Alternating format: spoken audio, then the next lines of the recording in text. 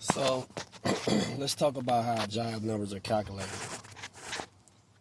As I don't know if that's even right to say, a well-educated person who spent upwards of 8 years working for the California Employment Development Department, the EDD, as an unemployment claims representative from 2006 to 2014.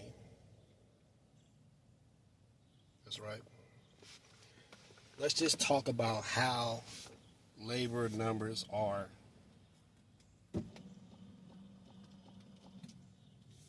assessed, right? So I guess when you're the labor commissioner who was recently fired by Trump, you don't really have a say on how these numbers are calculated.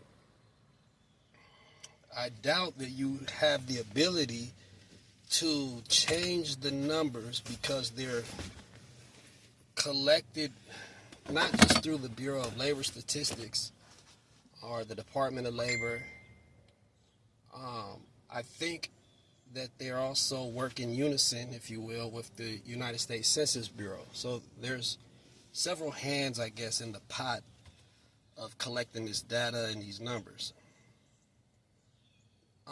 So what I'm getting at is there's a lot of chance for oversight, right? She gets numbers from other people, and actually she probably isn't the one who decides anything about these numbers. Usually the head of the commission is in charge of deciding things like who is to speak before the press. They're basically the head hiring manager, if you will. They hire the supervisors of the supervisors, to put it kind of loosely, right? That's pretty much all they do. The data is given to that person by people who do the data part, right?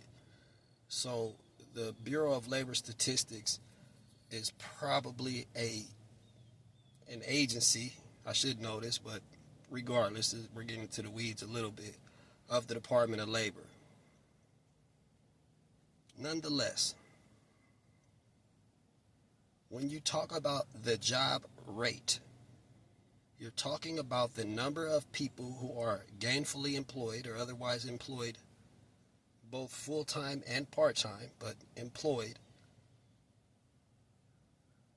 enough to the point to where they don't collect an unemployment insurance check. The percentage of those people within the larger society is considered the job rate or the employment rate. Furthermore, you take those percentage of people who are gainfully employed, that means employed to the point of not collecting unemployment insurance, and you contrast that against the people who are eligible for collecting unemployment insurance, right? This is another measure of the job rate, the employment rate, right? So then, of course, you have the amount of people who are collecting unemployment insurance. And again, in order for you to be a person who just doesn't have a job, you're not considered unemployed. In the sense, if you haven't worked in the past, roughly, I'm going to say 18 months, right? During the, what they call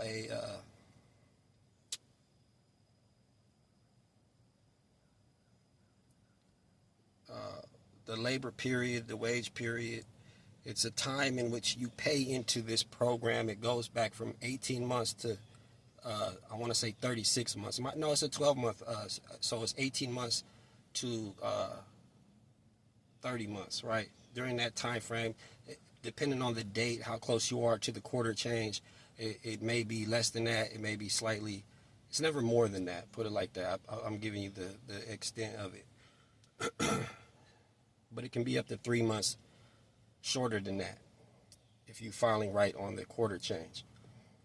Nonetheless, to be eligible for unemployment insurance and to be eligible to be considered part of the unemployed percentage of the population, You have to be able and available for work in your usual occupation.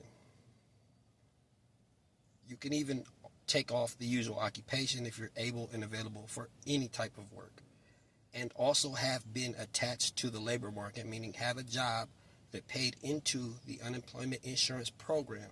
This is in the United States. It's not just in any one state, in which you paid enough in to make you eligible to receive unemployment insurance. Now, if you're one of those people and you are filing for unemployment insurance, then you're considered unemployed. Everyone else who either doesn't file or who has not worked in the past roughly year and a half to almost 3 years, about a year and a half to 2.5 years ago, you haven't earned so much as, it probably went up. When I worked, it was around 900, maybe 1150 minimum in a given quarter. Then that means you're not attached to the labor market. Meaning you're not unemployed, you're just a non-worker. That's by definition. That's not me trying to pick bones. My point here is that these numbers have been collected under the same way, I guess, since the unemployment insurance program was established. Within reason, of course, there's been adjustments, but my point is that these have standards that are set by not just the commissioner, but there's actually an acting board of the Department of Labor. There's an entity in which they vote or otherwise make rule changes. These changes haven't had any substantial changes for years. And so any numbers that Trump is getting are not due to any thing that has changed in those kinds of collections. It's due to the fact that these are standards in which they measure the numbers, and the numbers are what they are. Now, unless someone can point me or guide me to any kind of changes in the way that the Department of Labor and the Bureau of Labor Statistics collects and or otherwise reports data, like I'm not even a fan of Shoemaker or whatever I think it is, but the congressman or the senator said he's shooting the messenger. And what I perceive is he's probably going to leverage some of his power, if you will, to try to change the way that those numbers are calculated. Now, whether you like the numbers or not, if you change the way the numbers are calculated, then at that time, you're not measuring apples to apples, you're measuring apples to oranges. So if you change the numbers so that they reflect a quote-unquote unemployment rate, you have to understand that this is not the same way that unemployment rate is calculated, and thus the unemployment rate doesn't mean the same thing. You can change the way you collect data so that the data sounds better, I guess. You could change the way you consider unemployed persons, which it's pretty stringent now. I don't know how you might change it to make it better, maybe extend the base period. That's going to cost more money. That's what it's called, the base period. But if you extend the base period, you have to give more people unemployment insurance, which is going to cost money. But that then would, in effect, maybe change the way the unemployment rate reflects. I doubt it. I doubt that will be helpful, except for maybe if you include, I really don't know what the numbers are. I'd have to look. But, and I won't even delve into conjecture here. I'm just saying that I don't know, other than this being a knee-jerk kind of reaction, or a reaction that wasn't given much thought, how this might be skewed to look like a win for this guy. My name's Dr. Joseph Carlton Barry. Follow me, subscribe. But this is my 2 cents on the whole thing. If you want any more kind of insight as to how unemployment and employment numbers are calculated, comment, ask questions, I'll respond within reason, of course. And